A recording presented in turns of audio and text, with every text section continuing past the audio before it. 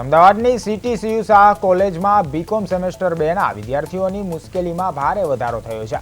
તો કોલેજના પ્રોફેસરે વિદ્યાર્થીઓને નવા અભ્યાસક્રમના બદલે જૂનો અભ્યાસક્રમ ભણાવ્યો હતો, જેના કારણે પરીક્ષા દરમિયાન એનએસએસ વિષયમાં નવો સિલેબસ પૂછાતા વિદ્યાર્થીઓ ભારે મૂંઝવણમાં મુકાયા હતા। આ ગંભીર છબરડા અંગે વિદ્યાર્થીઓએ કોલેજ સત્તાધીશોને રજૂઆત કરી ત્યારે કોઈ યોગ્ય જવાબ નહોતો મળ્યો।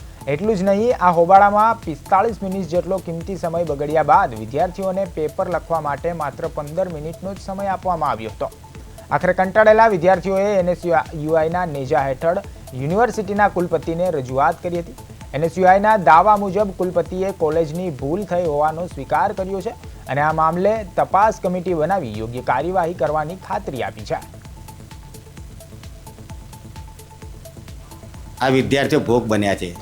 આજે 300થી વધારે વિદ્યાર્થીઓ પરીક્ષા આપવા જાય છે। ત્યાં તે લોકો અડધોથી પોણો કલાક ત્યાંનો સ્ટાફ, ત્યાંનો ટીચિંગ, સુપરવાઇઝરો આ તમામ લોકો ચર્ચામાં ટાઈમ બગાડે છે। 1 કલાકનો સમય હતો પણ પોણો કલાક સુધી ચર્ચા વિચારણા કરે છે। 15 મિનિટમાં કે પેપર લખીને આપી દો। 15 મિનિટમાં કેટલું પેપર લખાય એવી વ્યાજબી પણ નથી।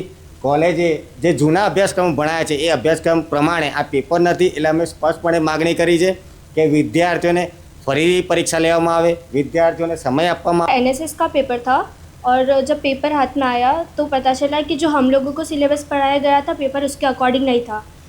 और जब हमने ये चीज़ की बात उठाई तब 1 घंटे का हमारा पेपर था, उसमें से 40 मिनट्स उन्होंने ये चीज़ में वेस्ट किए कि गलती किसकी है।